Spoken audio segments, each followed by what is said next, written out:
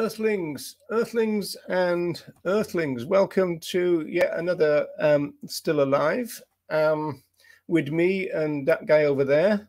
So, Ronnie, how you feeling, mate? I'm all right. I got my cup of tea. I always feel better with a cup of tea. Yeah, I've got organic peppermint. I have it. Oh, have you? Oh no, don't let me see that peppermint tea. Oh no. It's nearly as bad. It's nearly as bad as Earl Grey. Earl Grey. Oh God, Earl Grey tea. You know, if I go back in a time machine, I'd shoot Earl Grey so we wouldn't have Earl Grey tea. All right then. Licorice tea is quite nice, you know. Oh no, don't talk about. Oh no. All right. And then there's that rebush stuff that tastes like somebody's put some burnt coal in it or something as well. All right. I didn't know that any of it really. No, these were trigger words for you. So if I want to get your attention, I just have to say chamomile or something like that. Oh no. You're gonna destroy me in a minute. Keep on with these like abominations of tea. Right, people. Well, while we go through the therapy session with Ronnie about tea, I'll remind you that if you're not on my YouTube channel and you want to see the full chat, that's the best place to transfer to. We can still see the posts that you post from Facebook, for example, but it's just that you won't be able to see everybody else's. And as always, no one would be charged to have your comments put on the screen. It's not what we do on this channel. So yeah. Okay, so Ronnie, I suppose we have to ask the question. You're still alive. I'm still alive. Yeah, and so am I. So let's go then. Let's go. Yeah.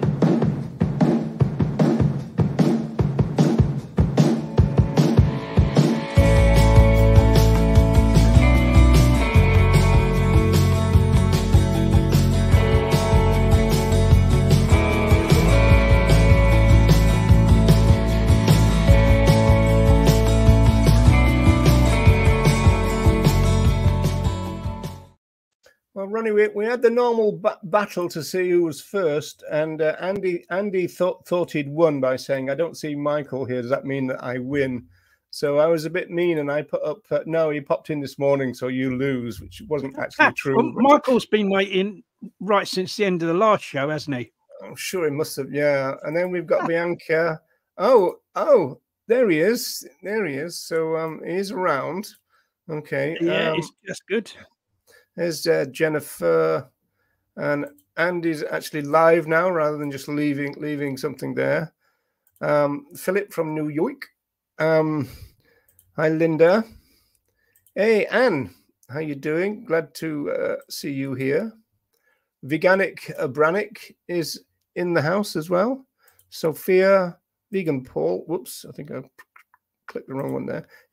It's really irritating sometimes. You just click on it and it moves just as you're clicking. So, and there's Joanna. Welcome, Joanna. So, right, everyone is in the house. So we've got about 3 things to discuss, Ronnie. We do. Yeah, we do. And we wanted to start with an essay that Wayne Sean wrote about the failure of the vegan movement and what we should do about it, right? So let me, if I show this screen here, it should show it. I just need to move that up too. So that's the beginning of it. It says the vegan movement has failed. It's time to build a movement for rescue. What he actually means there is rebuild a movement for rescue. He argues in the article that there's kind of like a rescue movement that kind of pops up every 10 years or so. And we kind of need another one, I think.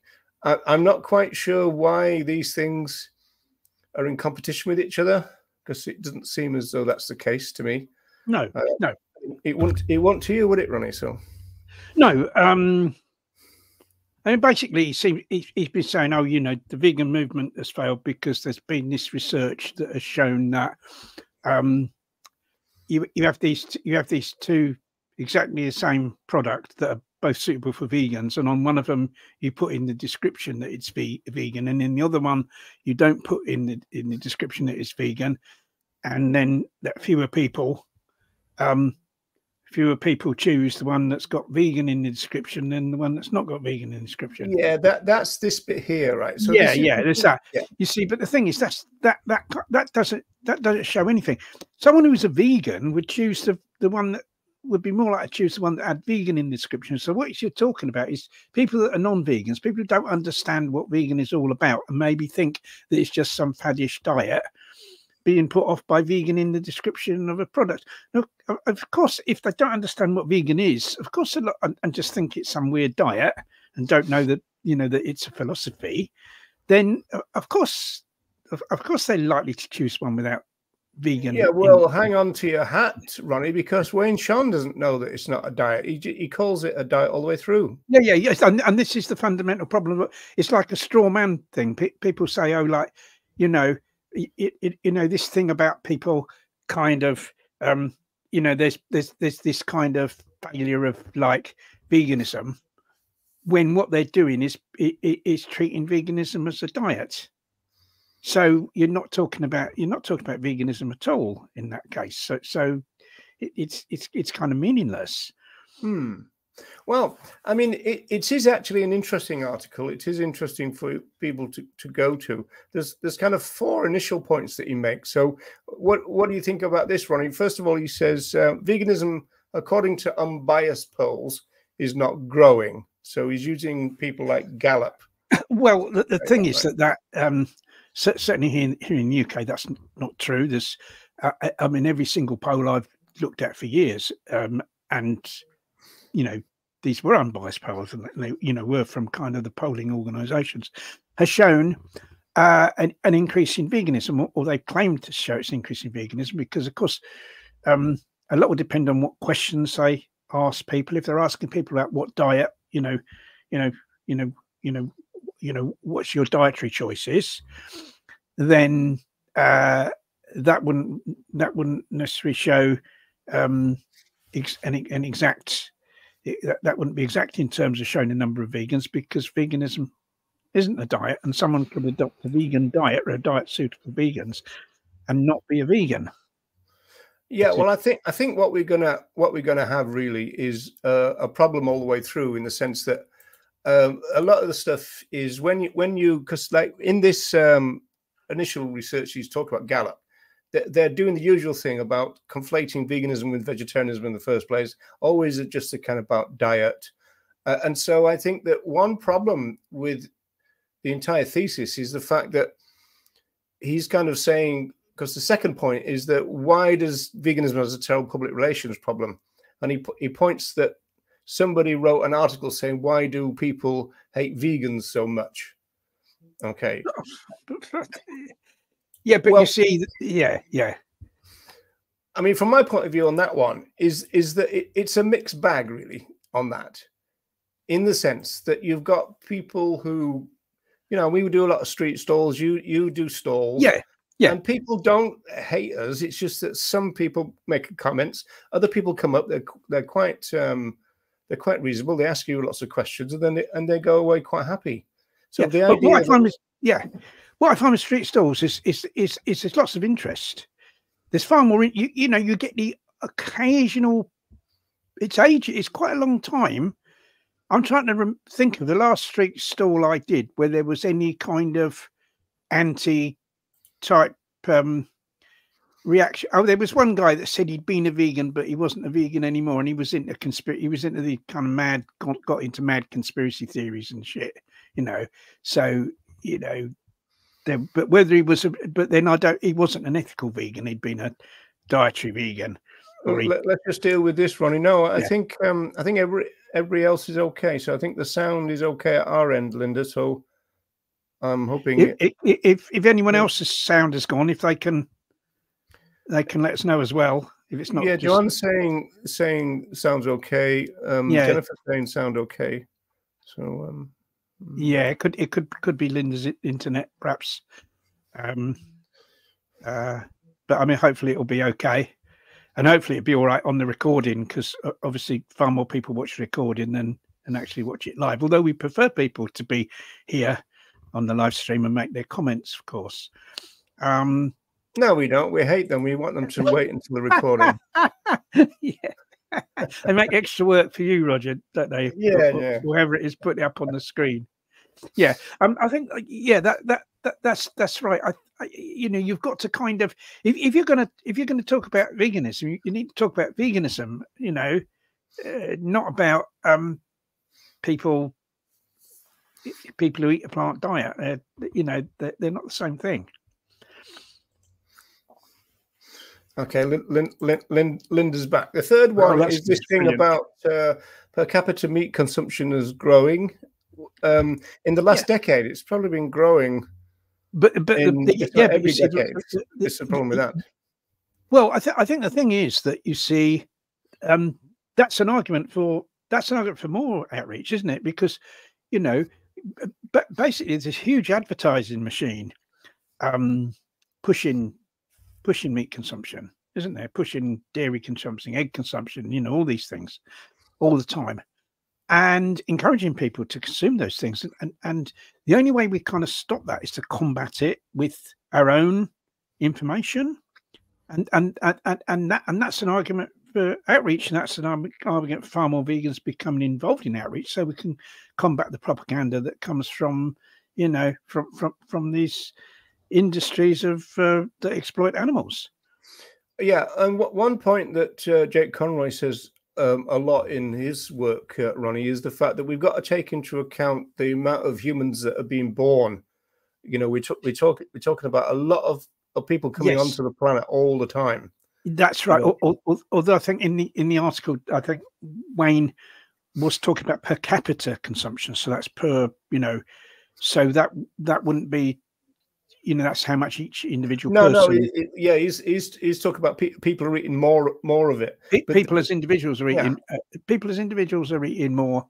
Are eating more meat, or maybe they are in the USA. I don't know about whether that's also the case in the UK. We've got that data that suggests that people in China are, because again we've got this usual problem of flesh consumption is associated with social status. Yeah, if this is a world, if these figures relate to the world, then that isn't a surprise, because that's exactly what happened. That countries that traditionally, you know, where the people that traditionally only ate a small amount of meat, are now eating a lot more, because I suppose with a lot of it being intensively produced, it makes it cheaper, and they're now able to afford it. And they've always associated the consumption of meat with status, because it used to be only the rich people that could afford it. So somebody thinks, well, if I can eat meat, that kind of somehow hires my social status, and that's one of the reasons they do it. No. And then the last thing he says, Ronnie, is this thing about there's a couple of the vegan meat companies that are having a bit of a dip in terms of their advancement, and he pulls out Beyond Meat and Impossible Meat. And we were saying before we came on air that those are the most expensive ones. Yeah. You see, the thing is that somebody who's an ethical vegan is when they shop, they're only going to buy products suitable for vegans. You know, whether they're going to buy stuff like Beyond Meat and stuff probably depends what they can afford, and you know what their taste is. So basically, if this, in my view, if there's been a fall in the sale of any of these products, not to do with vegans, it's to do with the non-vegans that sometimes try these things, because it's not just vegans that eat products suitable for vegans. It's like there's a lot of other people, you know, maybe people that call themselves flexitarians, or just people that are curious and want to think, oh, you know, let's see what this tastes like. There's a few things to be said here. For a start off, I remember very distinctly that the business model for Impossible, and I think even Beyond Meat, was that they said they weren't going to get involved with making burgers, which they both seem to have done now. And instead, what they're going to do is make the filling for pies and replace all the flesh in all the pies. And so it's a kind of question that the consumer wouldn't really know that there's been this switch over, and that would then make the product cheaper, And so by the time they found out that they're now switched to a plant-based filling of their meat and potato pie, as it were, they're going to be paying a lot less for it. And so they're going to be quite happy about it. And then they would think about burgers. So why that kind of part of it has not really happened, I don't know. No. You know, which is interesting. But I also think that what we're dealing with here is capitalism, because what capitalists do is they see a market, they've identified the plant-based market, they've all piled in. So you think about every supermarket, they all pile in, they all start bringing in, you know, Beyond Meat or whatever, but then they all start bringing in their own brands of stuff and all that. Then you've still got Linda McCartney stuff being, and so essentially what all this is talking about is eventually the market will find an equilibrium. It'll find the size that it really is. And the only way they do that is by bringing loads in and then taking it back out again. That's the way it happens all the time. So there's nothing unusual about this process, really.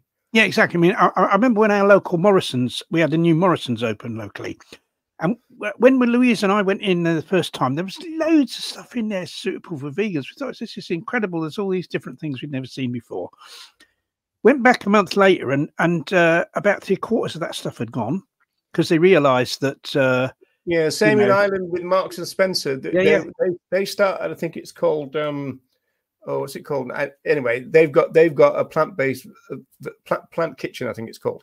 And when they first came in, you'd walk in and there'd be like 3 kind of big kind of, you know, columns of the stuff, and then it went down to 1. And now I've noticed it's kind of creeping back up again. They're testing. They're testing the level of the market. They're just finding the level of the market. That's all it is. See what sells and what doesn't sell. But it's kind of you see, the thing is, if someone is only consuming food products suitable for vegans for dietary reasons, either because they've decided, well, I need to switch to a plant diet, or I need to incorporate more of those things into my, you know, into the food I eat, or out of curiosity. If someone's doing it for that reason, then it's not going to take very much to stop them doing it, is it? Because there's nothing to hold them to that. If that stuff becomes a bit more expensive, or they kind of see some other product they might be interested in, you know, that contains animal products and all these type of thing, there's nothing to hold them solidly to stay with that diet. The only thing that holds people solidly to stay with a diet suitable for vegans is if those people are actually genuine vegans, are genuine, you know that. Well, I don't think this article mentions vegan philosophy. Anyway, you know, so and that is why, you know, that is why vegan outreach, in the sense of educating people that veganism is a philosophy of animal liberation, a philosophy that's opposed to oppression and exploitation. That's why that's an essential aspect of outreach, so that, you know, that people genuinely become vegan rather than just becoming people that want to kind of eat a plant diet, and then those people that will stick with it then. Yeah, and so then we move on to what you might call the ideological setup for his article, which is this: he wants to create a difference between veganism and animal rights. He says that he's the author of that controversial thing from a long time ago called Boycott Veganism, right? But what he's saying is most vegans and animal advocates don't think or even know about this data. So he's using those 4 points as data, right? The ones that we've already questioned in the first place. And although for most of the animal rights movement reading history, that linkage is hardly even a question, veganism and animal rights are considered one and the same. Well, yeah, of course. Well, of course they're the same, because the things, if you believe that other animals have got rights, then why would you in your own life be infringing those rights? Why would you? Why? You know, it's like if I believe racism is wrong, then why would I be racist in my own life? Surely that's the first thing that I would address. So veganism and animal rights has got to go together in that sense. Yeah, it's weird, isn't it? He does move on and say that he was the author of the Beyond boycott veganism thing here, right? And he said that it created a lot of trouble for him, and a lot of people didn't kind of understand it. But then eventually people started to read it, and the real problem is all the way through. He's basically talking about veganism. I mean, you can see it here. I don't know if you can see that there, Ronnie. He said it was a movement strategy that could mobilize the masses rather than just a small dietary niche. But that's not what veganism is. No, veganism isn't a diet. The diet's a very important part of it. But veganism is a philosophy. It's not a diet. The diet is essential to someone applying that philosophy to their own life, which they'd have to do. Otherwise, it's hypocritical, isn't it, to want society to behave in a certain way? That's the problem. You see, what we've got all the way through here is the fact that you've got veganism presented as just a dietary choice. Yes, that's the problem. Not a philosophy. Yes. For example, he says later on, we are more than the sum of our individual parts. Let me unpack this. The problem with vegan consumer advocacy. So that's what he reduces vegan outreach to: vegan consumer advocacy, right? The problem with it is focused entirely on individual change. Well, I think, well, yeah, yes and no. I mean, it's focused on things like building a social movement. Well, I think the thing is, there's two things to say to that. First of all, it's not just about, obviously the consumption is a part of it. In other words, if fewer people that consume animal products, then, that eventually results in fewer animals being used, because it's a supply and demand situation. So that's an important aspect of it. But in order for people to stick by that they have to do that for philosophical reasons. And then if you're going to actually change the culture, then there has to be a philosophical basis for that, and then in turn that then will change the politics and the nature of the administration. But that can only be done where veganism is presented as a philosophy. That's not going to work if it's just presented as a diet. No, I mean, the thing that struck me from the article was that the solution to a lot of this is for people to understand that veganism is a big idea and not just a diet. And yet, when Sean himself is presenting it as a diet all the way through, that's the problem. He's presenting veganism as something that it isn't, and then kind of knocking it down. You see what I mean? It's a sort of like almost like a straw man type thing. But the other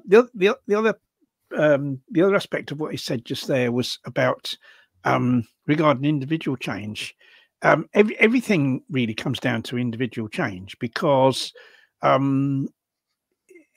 everything comes down to the individuals. Like any organization, whether it's a group, a club, a company, a local authority, a government, it's made up of individuals, and those individuals bring their individual morality and their individual ideology to the table in those things, don't they? So it's all down. We're into animal rising territory here. This kind of relationship, and this is very kind of basic sociology. This is relationship between the individual and the structure. It's the individuals make up the structure, but it is also true that the structure influences the individual. So there's a relationship between the two. And in terms of analyzing it, you've got to be able to slide between the two things. We call it sliding from the macro to the micro and back again. Right. That's all this requires, really. But the individual is bound to be a major part of it, because it's individuals that make up the structure. Yeah, it's individuals, the building block of the structure. For instance, like in terms of, say, that in terms of a government. Now, the members of any government, I think, in any country throughout the world, are elected in local areas, and they go from those local areas to supposedly represent their local area at the central administration. So therefore, the nature of the person who's elected to represent a local area will depend on, the nature of that individual person will depend on the mindsets of the individual people in that local area, because they're the voters. And so if you want someone half decent elected from a local area, you have to change the mindset of people in that area, or you have to change the mindset of enough people in that area to ensure the election of that, of a better representative. So that is all, it's all down to individuals. Even something like a government is actually down to educating individuals. Well, we shouldn't make the mistake of downplaying the structural aspect of it as well, though, Ronnie, which is what they're doing. This is why he's using words like systems, right? This is the structural part of society, so socialization, the ideology of society. When he gets on to talking about the things that have changed, and he goes to the 2010s here.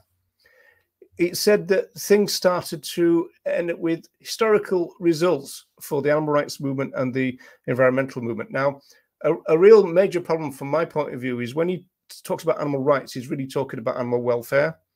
And so he's talking about here focusing on animal welfare policies. Don't know if you can see that.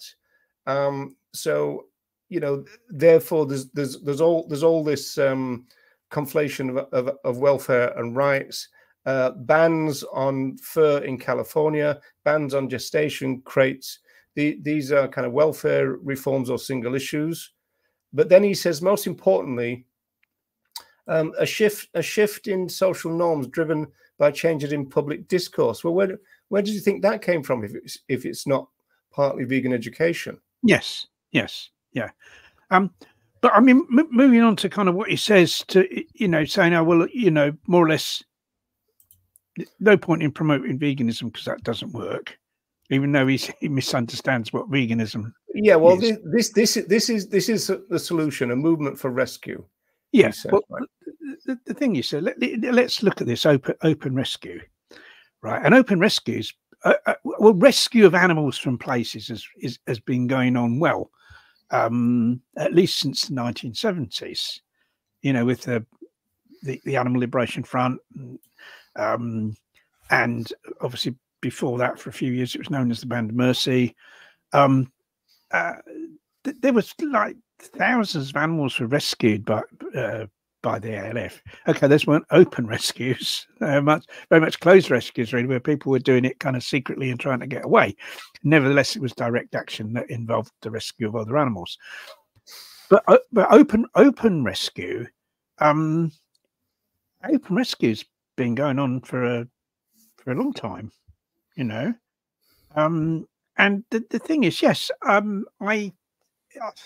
there's kind of several things to be said about it, and that is that first of all, it's kind of it's something that's kind of limited in its sustainability, because if you're going in these places rescuing animals, then those animals have got to go somewhere. There've got to be places available for them at sanctuaries, particularly in the case of like farmed animals, which most of them are.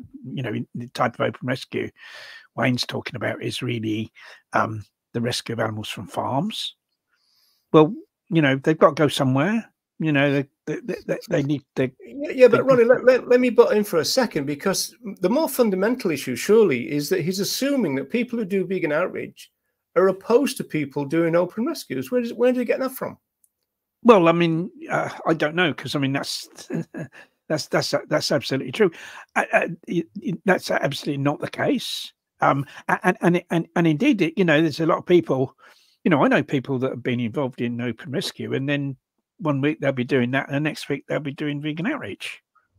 And it's the same people. Well, it seems to me that those two things can work together, because if you do open rescue and you get film and you get all that, then you use that for your education. It's simple as that. Yeah, you see, the thing is, I think there's a couple of things said that I think open rescue can be a very powerful tool for vegan education, because you can get a lot of publicity for it. It can be the kind of very positive publicity. There's people there with the animals in their arms and everything. Those people aren't trying to hide. They're not trying to get away, and that adds to the strength of it. They're prepared to kind of have their day in court. They're not trying to avoid the consequences of what they're doing. All that's very powerful. And then if in the messaging that comes out of that, there's a message to, if the people doing the open rescue think somehow that's going to put pressure on governments, going to put pressure on corporations, and whether it does that or not. I think one thing which is his own personal story here, Ronnie, is the fact that he's been arrested. He's got another court case coming up, but he's also, as it were, won a court case where he made the plea. And so he said in the article that he's kind of looking forward to his forthcoming trial, because he sees that as a means of education. Yeah, and I think it is, and I think it can be. I do, But you see, whether or not these things succeed in putting any pressure on anyone to change, what they can be used as, in addition to that, if the people taking part in the things, organising the things, would do so, is to promote veganism, is to contain in the messaging a kind of calling on ordinary people to go vegan. There's no reason why that shouldn't be included in messaging, and then everything gets covered by it, doesn't it? And my the main problem I have with some of the open rescues that have taken place, certainly in this country, and it's probably the case in other countries as well, they haven't been coupled with a call on ordinary people to go vegan. So they haven't acted as a form of vegan education, and I think that's a huge oversight and a huge. Yeah, I think this points to a mistake that we made, Ronnie, because there's one part of this, I can't actually find it in the article, but I've got it here. It says there is one particular strategy and tactic more than any other that I believe will be the greatest driver of change. My belief, moreover, is not based on anecdotes or personal experience, but by evidence from history. That strategy is a strategy of rescue.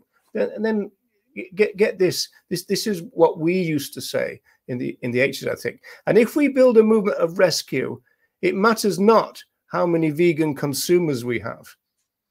See, that was a mistake. What are they aiming to do? They're aiming to rescue every single animal that's imprisoned in a farm. Well, this is the point, also, if they've got a lot of activists, because veganism is not the moral baseline anymore, and activism is, then you've got all these other animals being rescued in this movement for rescue, and then they're trotting off to eat other animals. It doesn't make sense. Yeah. This to me. I think realistically that how can you subtract veganism from this? You can't. I think realistically, I think if you're going into,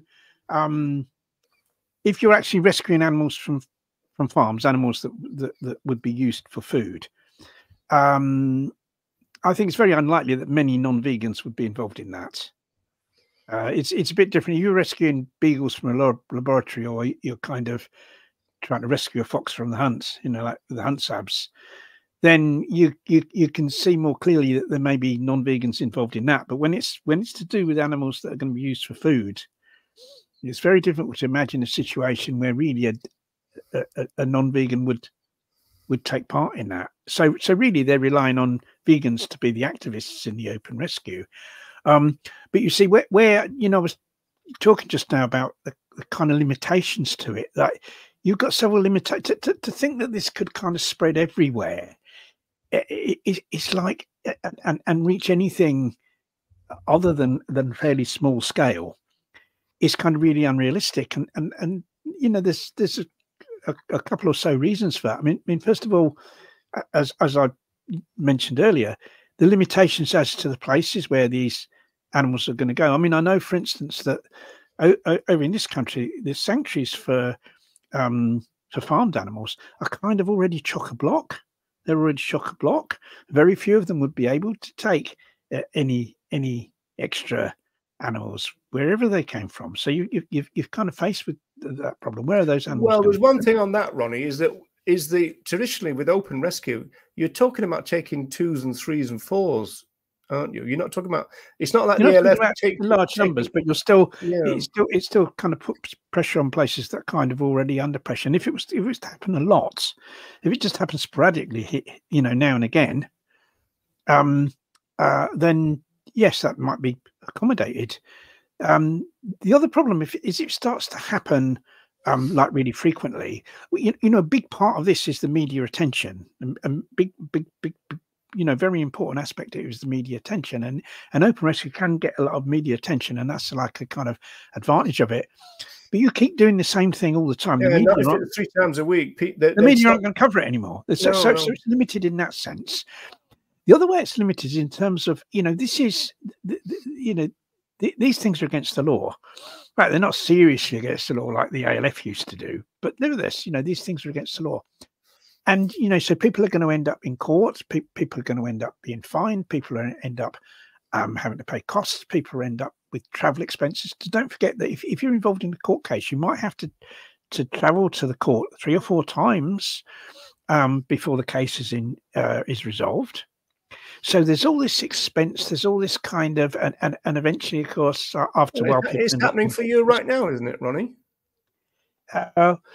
Well, I mean, with Louise, I mean, Louise has been involved, and you know, she's had to pay costs, and there's the cost of travelling to court and all that. Yeah, it's not cheap, and so you're weighing up against the, you know, how much, you know, was gained from this action in terms of the, you know, the awareness raising and everything, and you've got to weigh that up against the cost. And the thing is, there's only a really small minority of people that would be able to take part in open rescue, either because it's just, you know, because they can't afford to have a criminal record, because they wouldn't be able to afford the cost of it, you know, and other reasons as well. So this will only ever be a really limited thing. Yeah, I mean, in some ways, Ronnie, what's happening in this country with animal rising is showing that this won't work. Yeah, absolutely, absolutely. It's not a thing that not a thing that can be universalized. It's something that, like, kind of by its very nature, can only remain small, and can only remain a part of an overall effort, you know, to change society. It can never be the main thing. And the other thing, this is kind of elitist as well, because it's sort of saying, you know, the only people that are important are the people that can go and do the open rescue, right? That there's no role. What is the role for people who, for the vast majority of vegans, because, you know, it's going to be vegans involved in this open rescue.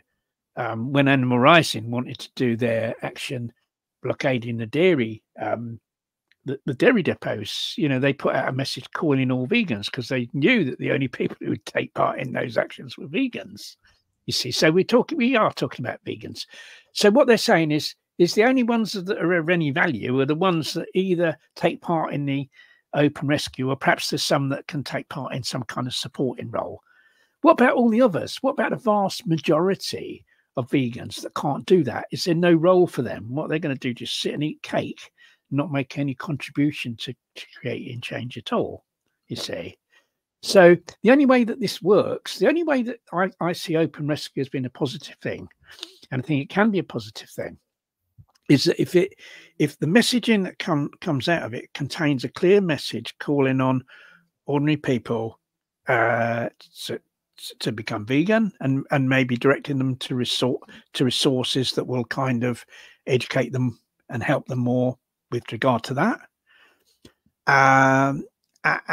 And secondly, Secondly, that they encourage other people who can't be involved in the open rescue to be to get involved in lawful vegan outreach, right? And so it can form a part. It can, in a sense, I think it can be a kind of spearhead, that you've got these people that are prepared to break the law, prepared to put themselves at risk, or kind of, you know, prepared to put up with the kind of hardships that would be brought upon them by doing these things in order to promote veganism. And then that will act as an inspiration to other people, because they'll say, look, you know, we're prepared to do this to promote veganism. We're prepared to undergo this hardship to promote veganism. The way that other vegans can support us and be in solidarity with us is to go out and do vegan outreach in your own way. And in that way they could, you know, I agree with that. And another weird thing about this, you know, Ronnie, is the fact that he's making the point that there's like a 10-year cycle between these open rescue kind of surges. He calls them surges, right? Well, that's because you've got them going on for a while, and then they're in the court system. Yeah, well, I mean, you get burnout, don't you? You get kind of like everyone gets arrested, everyone's in court, they can't do anything anymore, and then you're waiting for a new lot of people to come along. Because if you're talking, it's only a very, very small percentage of vegans that are able to do this, that are in a position to do this, right? And once they all get used up because they've all, you know, been in court and in prison and all that, and you know, their lives have moved on, etc., etc., you're waiting for the next lot to come along. You're waiting for the next generation, pretty much, aren't you? Yeah, you know, in a sense. Which is what he's got in his own article. He's actually kind of said that, because he links to another one. But just have a look at these two bits that are in bold, Ronnie.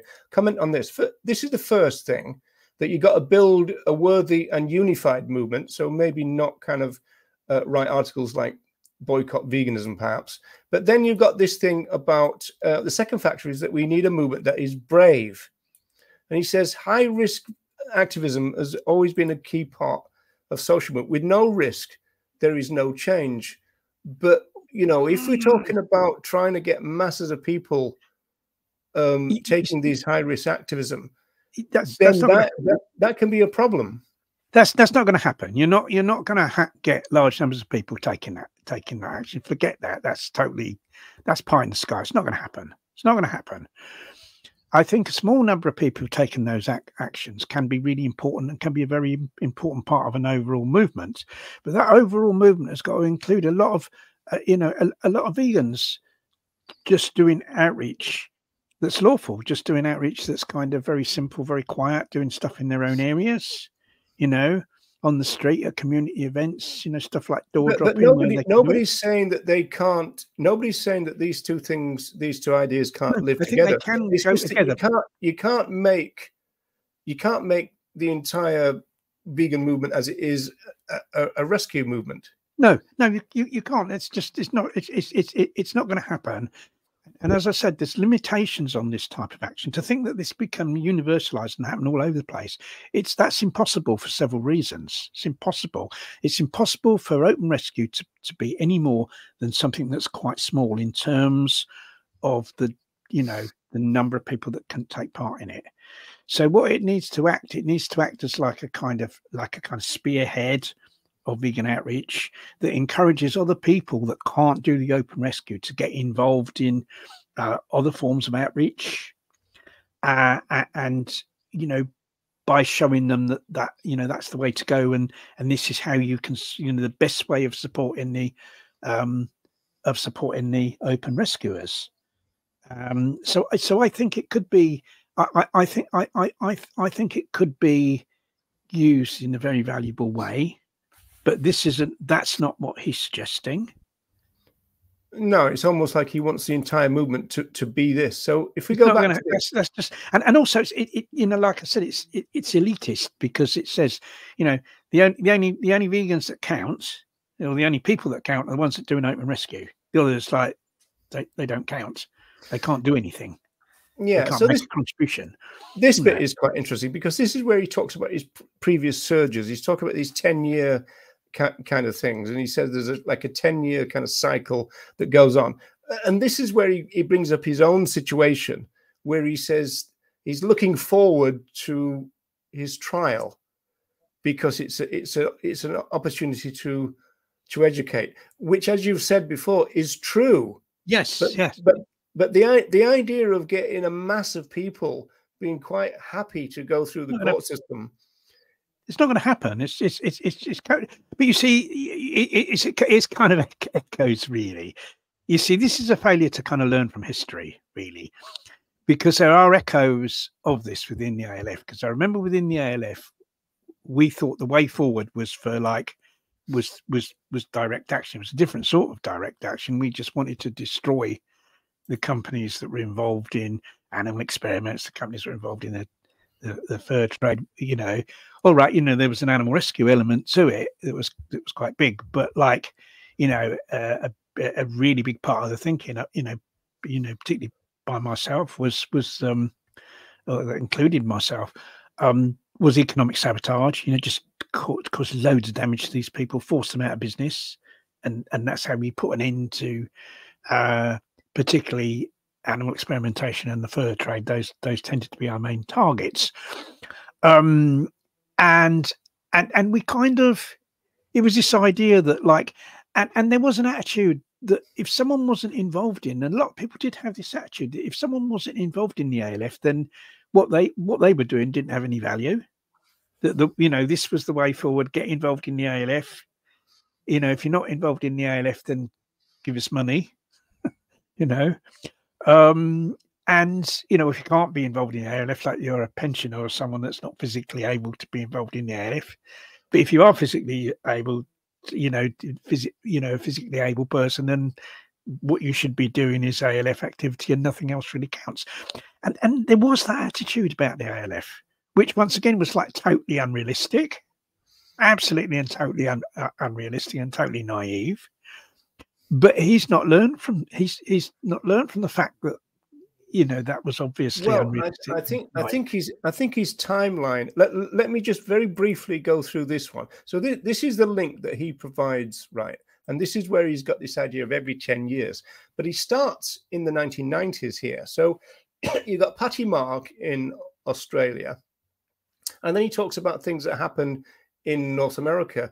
It's as though Europe doesn't really exist, to be honest. And so then he starts talking about these waves, right? And so he's saying here that the movement began in the 1980s, following the publication of Peter Singer's Animal Liberation in the 1970s, right?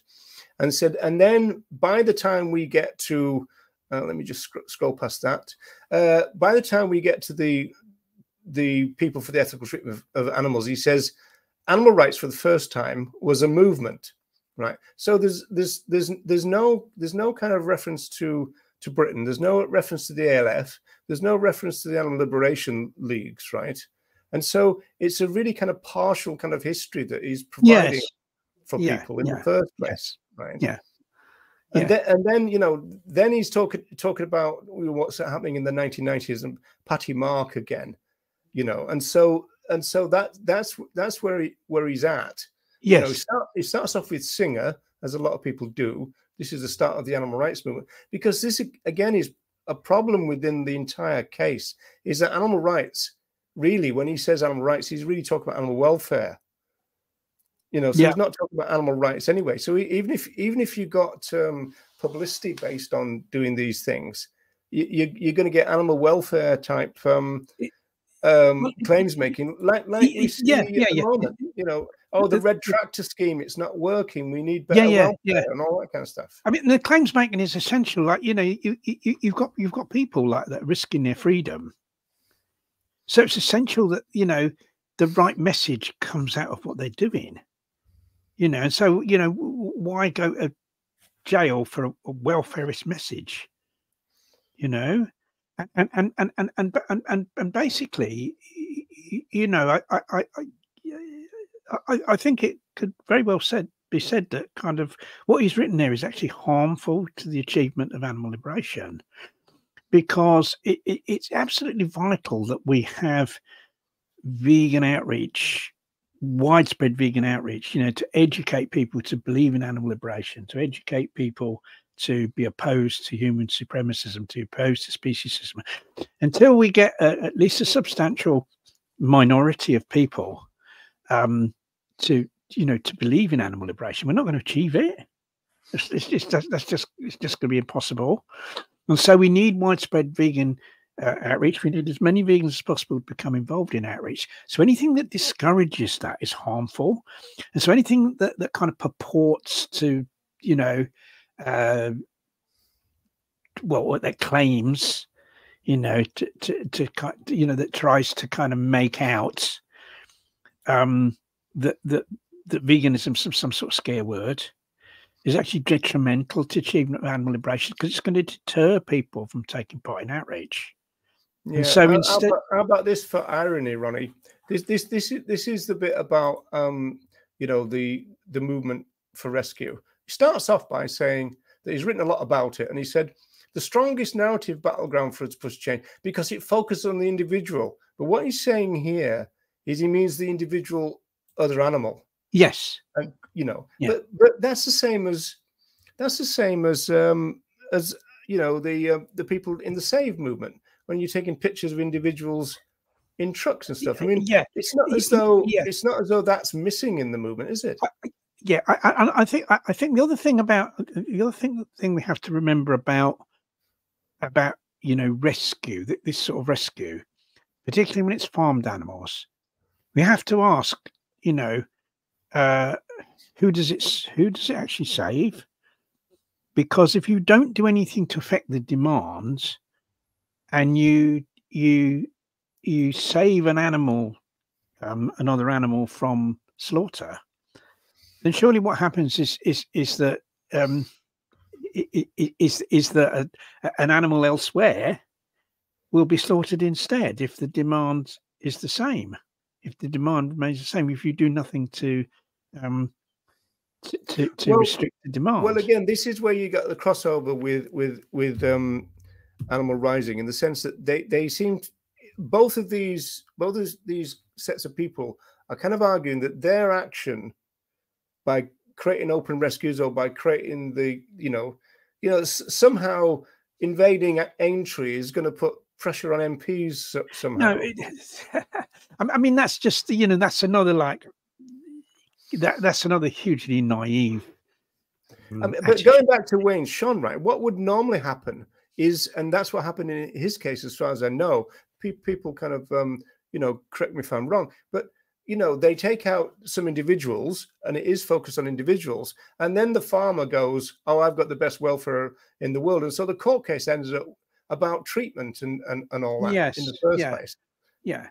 But I think the only way that what you're doing is saving one animal but condemning another. Really, if you're not doing anything about demand, right? But how that can be counteracted is if within the process of saving that animal, you do put out a message that does something about demand. In other words, if you're encouraging people to go vegan, then you're doing something to to deal with demand, aren't you? You see, so that can be, it's more than just the fact that you're not really saving any animals. You're saving one, and then another's condemned instead, really. But you can kind of make up for that by putting out a decent message. This doesn't make sense to me, because you end up in court, right? And you end up in court and you say, we remove these other animals because they were in a terrible condition. That automatically moves it towards a kind of welfare thing. You're not even threatening the farm. You're just saying that these particular individuals were removed because because that's the idea of open rescue, that you look for the injured and the lame individuals, and you remove those, right? So without vegan education, educating people about animal use in general, what's going on? I mean, there's nothing there then, is there? The only real value of it is if it's tied firmly to vegan education, both in terms of a message being put out, in terms of the messaging that accompanies the rescue has got to contain. So if he said what we need is more action, and that means more education. That bit we would understand. Yeah, that's right. Because if it can be, you see, you know, as I said, it can be good in two ways. First of all, it puts out a vegan message in itself, and secondly, if you know, there's a call from, you know, from the rescuers for other vegans, the best way of supporting them, in terms of other vegans, is for those other vegans to become involved in outreach. If you can't help us as an activist, then get involved in outreach. You see, so something like that can be very powerful. And that's how I see the role of Open Rescue in terms of moving us towards animal liberation. But and it's so frustrating when it's not used in that way. It's so frustrating when it's used to put out some message, you know, like Animal Rights and put out about, you know, we need to love animals in a way that doesn't hurt them, and this stuff. What does that mean? You know, as a nation of animal lovers, why are we doing this to animals? What's that all about? Instead of a clear call on people to go vegan. See, for me, these two things can just live together in the same way as a save action can live together with. I mean, we do it in Dublin. We've got two. You know, we've had recent pictures from a save on the walls. We've got a banner from a save that took place a couple of years ago. You know, for people, and because, you know, we always got that thing in Ireland, oh, it doesn't happen here. So we actually said, think it doesn't happen here, think again. These are the pictures, right? So there's no reason why these two things don't marry together. No, absolutely. You can't separate them out from each other, though. No, absolutely. And that's how I'd like to say, I think Open Rescue can be a very powerful tool for awareness raising. But the awareness that's raised has got to be the right sort of awareness, and you know, the right sort of message has got to accompany the rescue if you're going to do that.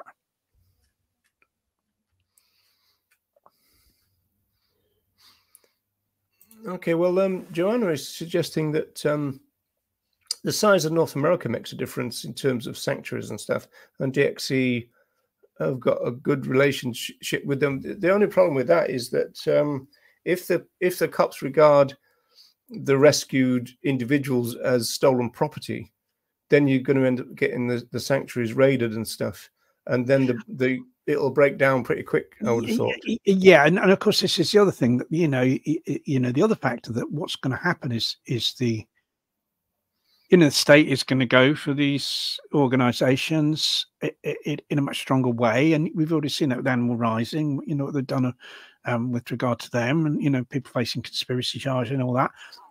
And so if the state sees this as becoming like a real threat, then they'll take down the leadership, and that'll be the end of it. You see? I can't see that ever happening, Ronnie. Well, I mean, and it's so naive to think that isn't going to happen. You know, we've seen that. How many times have we seen it happen over here in this country historically? When are people ever going to learn from that?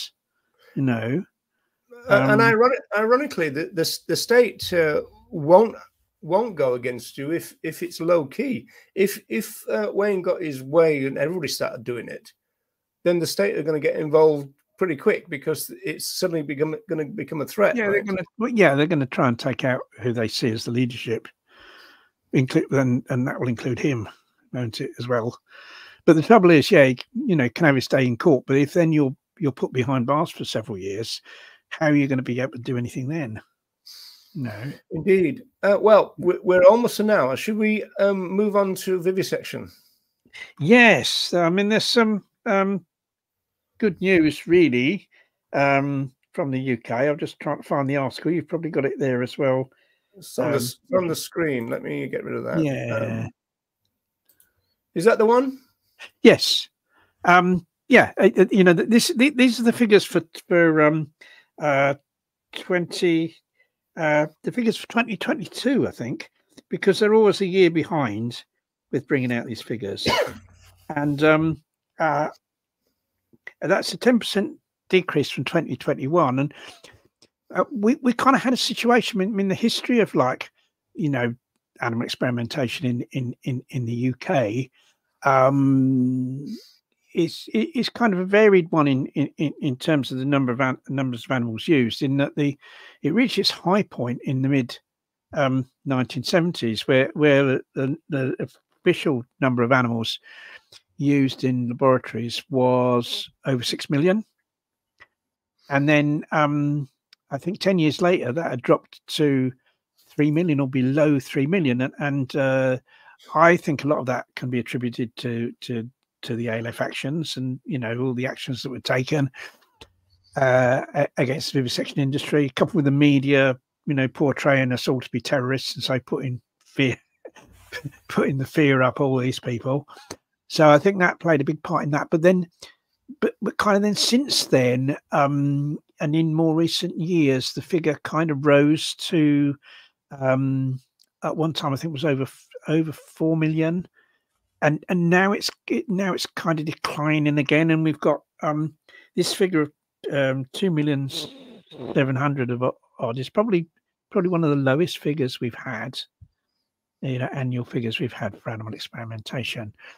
But I think further on in this article it says that it's to do with researchers taking up more of the non-animal alternatives.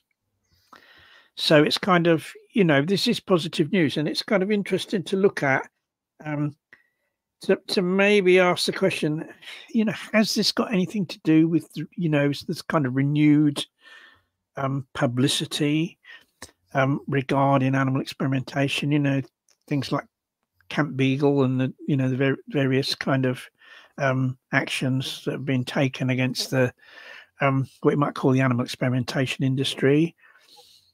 Has that had an effect? Has that kind of put any sort of pressure on researchers to move away from animal experimentation?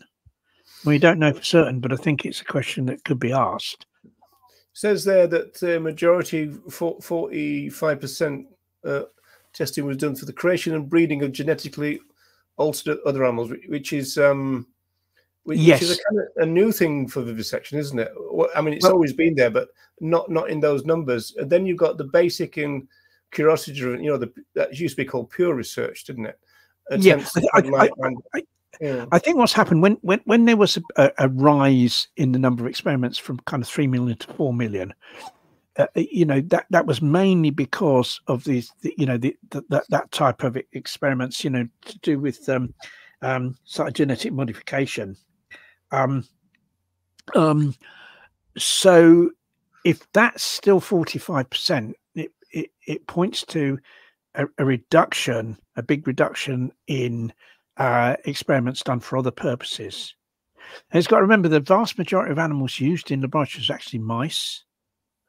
I think more than half of all animals used in. Well, correct me if I'm wrong, Ronnie, but by creating and breeding genetically altered other animals, that's so they can then, as it were, arrive at the laboratory with conditions already, isn't it?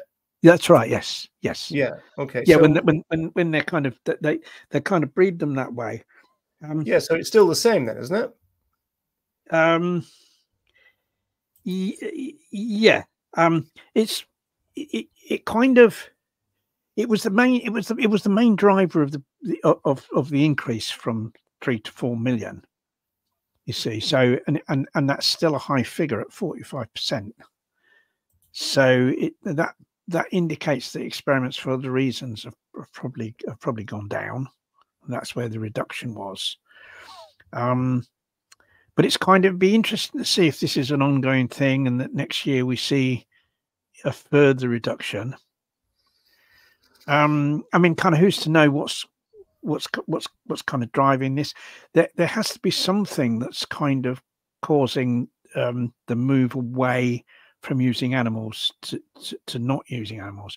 Because in fact, there's certain experiments for so-called medical reasons in the UK have to be done on animals, but it's only quite a small. It's only a fairly small percentage. Most of these experiments, there's no legal requirement for the majority of these experiments be done on animals. So a lot of it's choice. They're choosing to use other animals instead of non-animal methods. Yeah, one interesting movement question here is this then just a relationship between? I mean, you say there's might be an increase in coverage about vivisection in recent times, but then that's fed into the vivisection industry that has kind of like brought down the numbers. It's kind of like not necessarily. I mean, it's not to do with campaigning as such, and it's also this is one issue where it's not really connected to veganism. I mean, did anybody give an anti-vivisection talk at Vegan Camp Out, for example? So it seems. I don't mean. I mean, they may have done. I mean, I know. Last year there were. I think somebody from Camp Beagle gave a talk there last year. I don't know whether they did this year. I mean, they certainly wouldn't. There wouldn't have been any problem with someone doing that type of talk. There wouldn't have been any problem with doing that type of talk. But you see, I think once again we're back to the fact that you can. I think that there's you can bring about a reduction in experiments on animals through various methods. I mean, like a lot of the experiments on animals are funded by charities. There's various charities over here in the UK, like Cancer Research UK, the British Heart Foundation, Alzheimer's Society. They put a lot of money into animal experiments. And so if people can be educated to boycott them for that reason, then that's less money going into animal experiments, and it might persuade them to kind of look into funding non-animal methods, because obviously, they're worried about donations because they've got people to pay, haven't they? They've got like directors and all that, and a lot of money given to these organisations goes on people's wages, so they don't want a reduction in donations for that reason. So that's one way it can be impacted. This is a pressure campaign, and presumably it will involve vegans and non-vegans in this case. Well, I think in terms of getting people to boycott the charities that fund animal experimentation, that's kind of more of an educational campaign. It's educating people about those organizations and not to support them. So that's a kind of educational, that's an educational thing. I think other aspects of it are kind of more pressure campaigns. If you're talking about Camp Beagle and the other protests and demonstrations has been against establishments that experiment on animals or breed animals for experiments, that can be seen more as a pressure campaign. But I think at the end of the day, there's a kind of limitation in which those things can actually reduce the number of animal experiments, particularly if you've kind of got a government that we've got that's kind of very, very much, obviously very strongly speciesist and very much in favour of the principle of doing experiments on animals. And until you change those people, I don't think that the reduction can go beyond a certain point. And I certainly don't think those experiments can be ended altogether. What you're talking about, Ronnie, isn't this government the one that's going to bring in the plant-based future? Well, yeah. Well, I mean, what they've done, instead of bringing in a plant-based future, they've kind of brought in legislation to put people that cause disruption, make more likely that people who cause disruptive protest action in prison. That's sadly been what the result of all disruption has done, rather than move the government. And I think this, this once again goes back to vegan education. If you really want to totally get rid of animal experimentation, we have to educate a lot more people to go vegan, because that's the only way we're going to elect the right sort of representatives in Parliament that will actually ban. None of the lot we've got now is going to pass a law banning experiments on animals. There might be the odd one or two members of Parliament that are ethically opposed to animal experiments, but it's very few. Tiny minority. And so we've got to change that if we're going to. And you only change that. You only really change that for vegan education. So you change the people's mindsets so they vote in a different way, and you create more politicians who believe in animal liberation and want to totally end animal experiments. That's the only way you totally end it. So, you know, vegan education is a really important. It's probably going to have to be on a global level as well, isn't it, Ronnie? Because otherwise, if you get one country taking the unusual step because they've got a lot of vegan politicians of banning vivisection, then obviously the vivisection is just going to move abroad like the fur farms, right? And so, in that sense, it needs to be a globalized thing. I think there, you know, there is an element of that, particularly when you've got globalized corporations producing products, and they want to kind of test, you know, test a particular product, and they want to have that product tested on other animals. Then, but I think it's kind of probably they just want to test it so they get some sort of certification for it, and they're probably themselves not bothered how it's tested, as long as, you know, the result comes back that they're allowed to sell that product. Yeah, well, you've got some so-called cruelty-free things which are tested again for the Chinese market, right? And so that's the problem, that, you know, in order to sell a product in a particular country, you've got to kind of abide by the regulations of that country in terms of testing, and where countries are requiring those, requiring animal experimentation for that product to be sold in their particular country, then that's what will happen. So have you heard that one before, Rishi-washy? No, but it's good though, isn't it? I don't know, actually. I don't think he is Rishi or wishy-washy. I think he's there straight on full. Oh no, I mean he's hard line right wing, hard right, isn't he? Yeah. You know, so do you want to go onto your last one, Ronnie? Yeah. But the last one it's kind of in a way it's like it's a positive article. It's one you're going to have some fun justifying this one. Well, it's actually written by a guy called Philip Limbury, who's and I knew him years ago. He's actually chief executive of Compassionate World Farming. But the article isn't about the article isn't anything really to do with kind of farming. It's about how you know, how people can make their gardens wildlife friendly. You got this from the Scotsman. It was an article in the Scotsman, yeah. And there's a scheme. There's a Coronation Gardens for Food and Nature initiative, which aims to spark widespread interest in enriching our homes by bringing back nature. Now, I don't much like the name of it, where coronation is in it. I did click on this link, and it's just as boring as this first article. Yeah, actually. But you see, I think this is, you know, this is something that I kind of think should be widespread, because there's loads that everyone can do to this is very movement for compassionate living stuff, isn't it, this one? It is, yeah. There's loads of things that people can do to help nature and to help animals living in the wild, free living beings, through how they garden.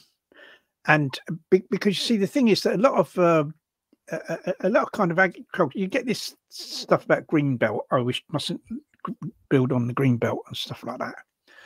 But kind of a lot of that is like a lot of it is kind of fields that have been constantly sprayed with weed killer and pesticide and stuff like that, in kind of the type of farming that goes on pretty much everywhere. And so, you know, that those aren't places that are friendly to animals living in the wild. Or the hedgerows might be, and you know, there might be a few trees that would be, but it's kind of, you know, in a lot of ways it's kind of barren landscape for those animals. But we can all make our gardens so that they're a haven, you know, a haven for birds and for other animals. And we do that. We do that with our garden. I mean, our garden is like really what you might call wildlife friendly. And we have loads of birds nesting. We have hedgehogs. Here you go again, Ronnie. Individual action instead of system change. What's the matter with you? Well, you see, but the thing is that if enough people were to do that, you see, I mean, what we need is for politicians to tell you that you have to. Well, I think it would help. You see, I think this is something where local authorities and government could definitely help.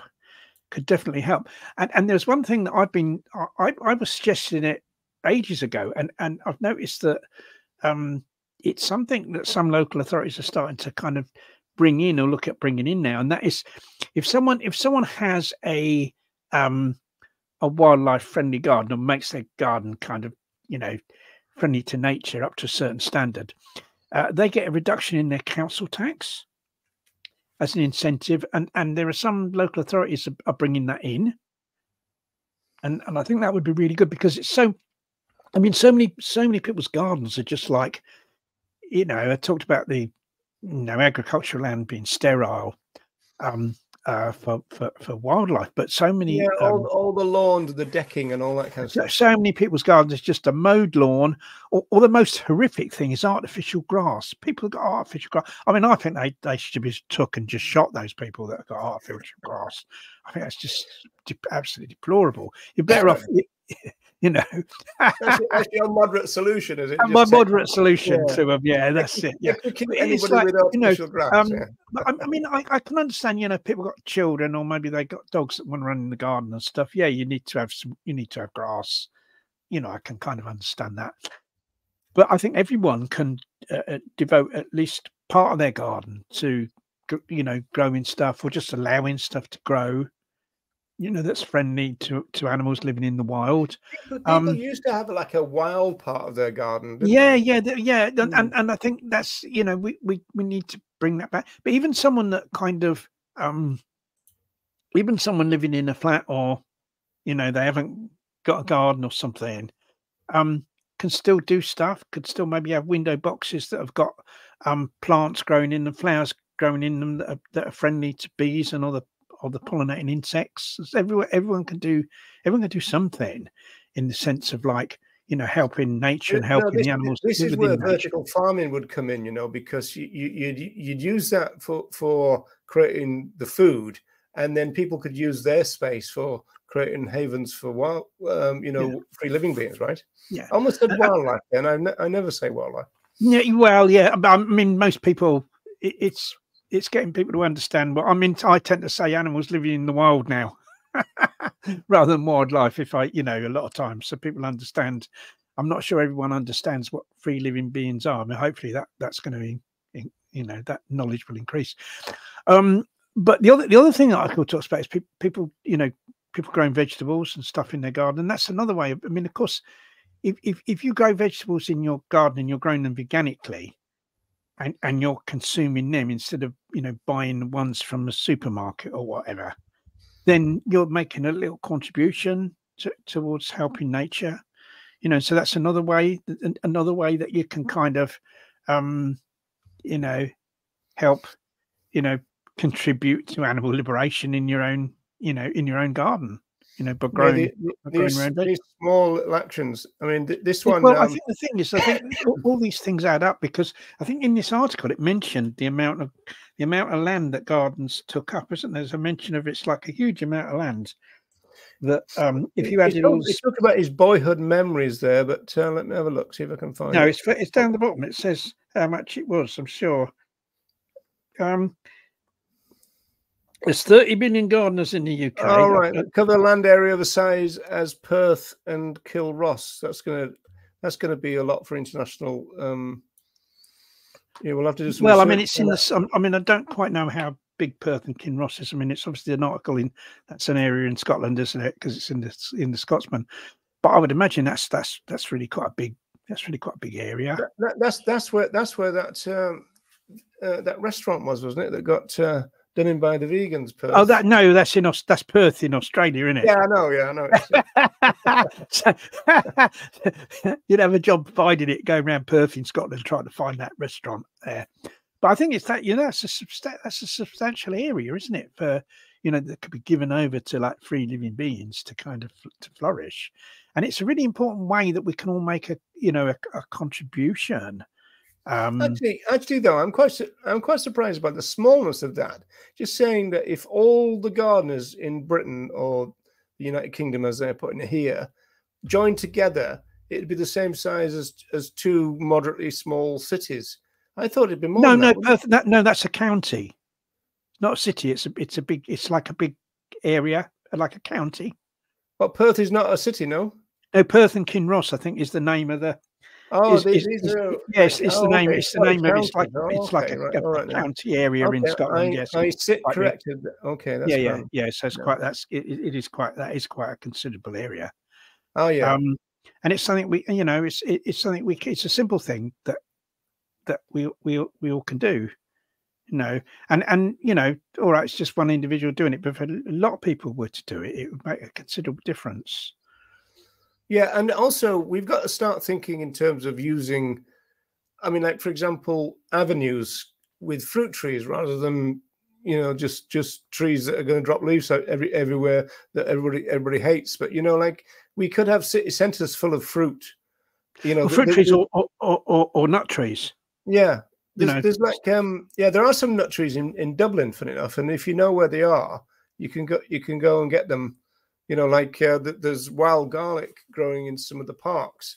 And if you know where they are, and you're tuned into, the rhythm of nature, as it were, then you can feed yourself a lot better. But then, I mean, there are some people who kind of argue that with bartering and growing, food could be almost like free, if you talk about the basics, like vegetables. Yeah, I think it could be. I think if we kind of had a system that kind of allowed for that and encouraged that, I think that that could well be the case, and we could grow, and we could easily grow enough food in this country to feed ourselves. If everyone adopted a vegan diet, then that's been a vegan society argument for decades, hasn't it? So. Yeah, that's been the vegan side, and that this is yet another reason, because say you want this idea of like people's gardens being given over to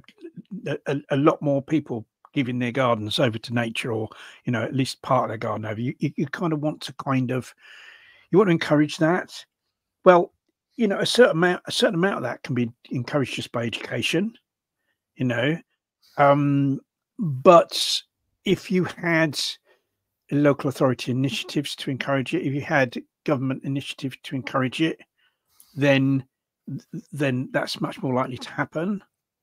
And so how are you going to get a local authority, or how are you going to get a government that's more likely to encourage it?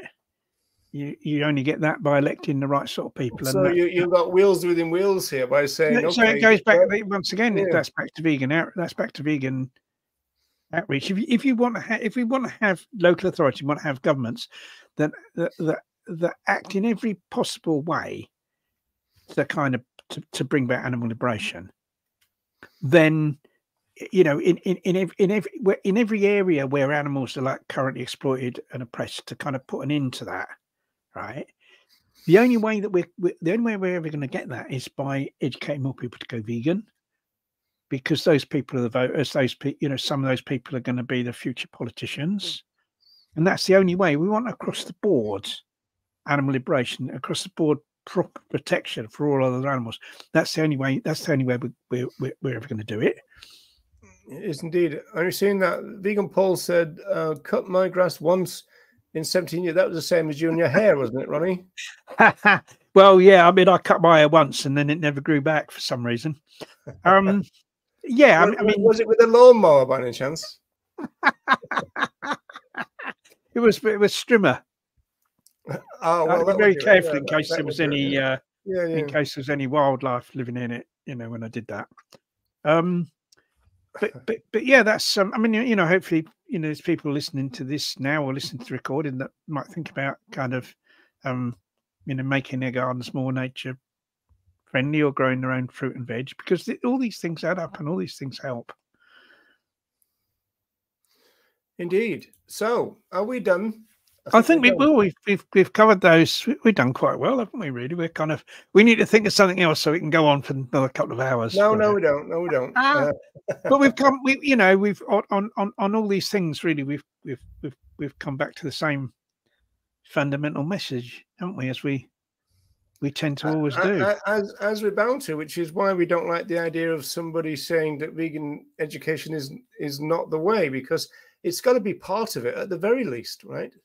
Yeah, but you see, it's not. It doesn't stop him doing the open rescue. He doesn't have to kind of diss vegan education in order to do open rescue. Why? It's like saying, you know, do this, you know, we need to do this because this other thing's not good, right? It doesn't have to do that. Another fundamental point, though, Ronnie, is that when you've got so many people, because I looked at some of the research that he was using, and they were interviewing people like Matt Ball, who used to work for Vegan Outreach and then went for one step for other animals, and then went back to did a kind of Tobias Leonard, it's okay to eat some other animals, this kind of stuff. Like, you know, these people have a fundamental kind of issue about veganism somewhere. There's something about it, as though they themselves find it too difficult or something. And, you know, so the research is all kind of skew-if and biased as well that they're using.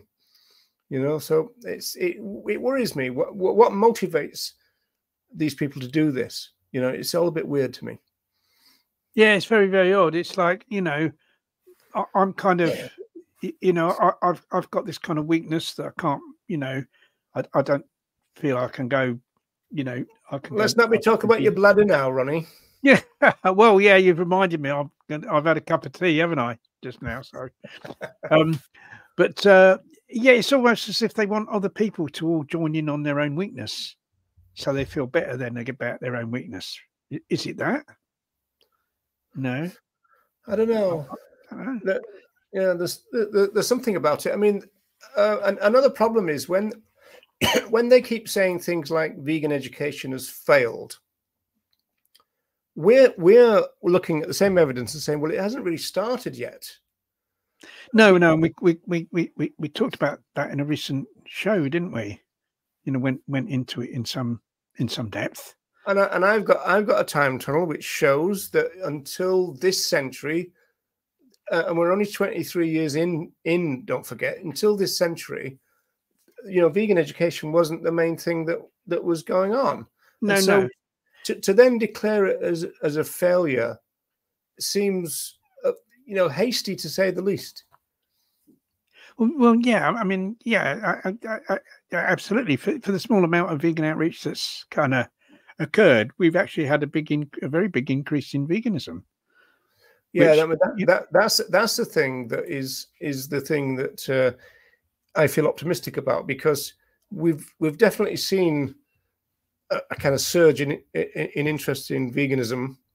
Even if we've got a problem of people translating that to a diet, we've got a problem with people suggesting it's a diet and this kind of stuff. So that means that if we could sort those kind of technical details out, where veganism is not presented as that, and a lot more people were doing it, then that would bode well for the future, really. What we really need is like a kind of grassroots vegan education movement that's based on spreading veganism everywhere, where people are doing it in their local areas, doing it within their communities, and where the message behind that is a very clear one, that veganism is a philosophy opposed to oppression and exploitation, and it's philosophy of animal liberation, and that needs to be what backs all that up. And what we need is a movement to, you know, that's the one huge thing that's missing and that's lacking, is like a kind of an initiative to do that.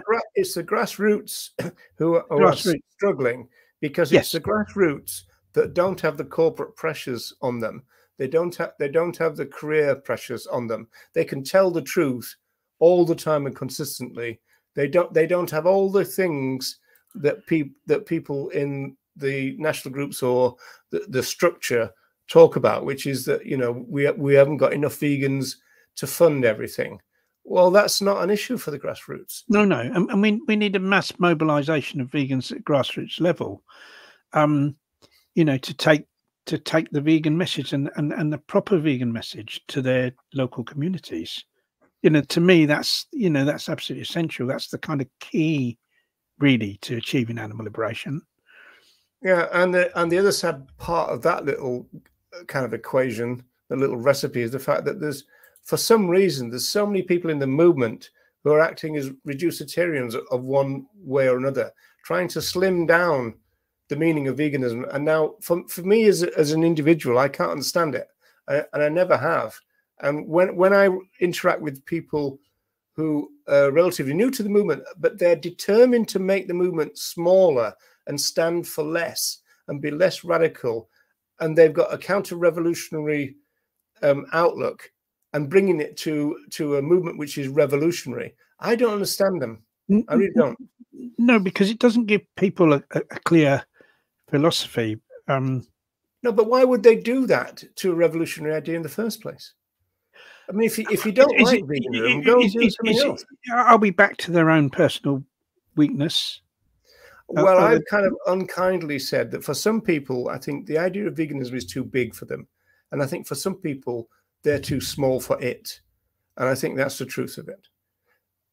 Yeah, I think there's definitely something in that, because it's hard to think of any other motivation apart from that, to be honest. It really is difficult to think of any other motivation apart from that one. But it's such a kind of sad, destructive thing that you see a movement and you go, wow, look at this radical movement. Let's reduce it. Let's make it not as profound as it already is. Like, who would do that? Right? It doesn't make any sense to me. Yeah, and also they're not offering anyone a clear and coherent philosophy by which to live their lives. And veganism provides that, doesn't it? It provides people with a clear, You see, I prefer people to do what Leonard does and declare himself veganish or something, or better still, just call it what it is, which is vegetarianism or something. There's no need to try to reduce the meaning of veganism from what it is. We've got enough problems, with the weak definition that we're working with now. But for people to come in who are clearly, they're not happy about being vegan, and yet they want to be called vegan. It's a little bit like the parallel is you've got a lot of animal welfareists who don't want to be called animal welfareists. They want to talk like animal welfareists, but they don't want to be called it. So they'll use the word animal rights instead. It makes no sense to me. If you don't adhere to the philosophy behind something, why would you call yourself that? It's like you calling yourself a conservative or something, Ronnie. Dear, oh dear, I wouldn't use such a swear word on myself. No, but it is weird though, isn't it? I mean, like, it baffles me, when I've said to people, veganism, it's a great idea and it's really big. It's probably bigger than you think. And they go, I'm not interested in that, mate, kind of thing. We want this little small section to be called veganism. It baffles me. Baffles me. Always has.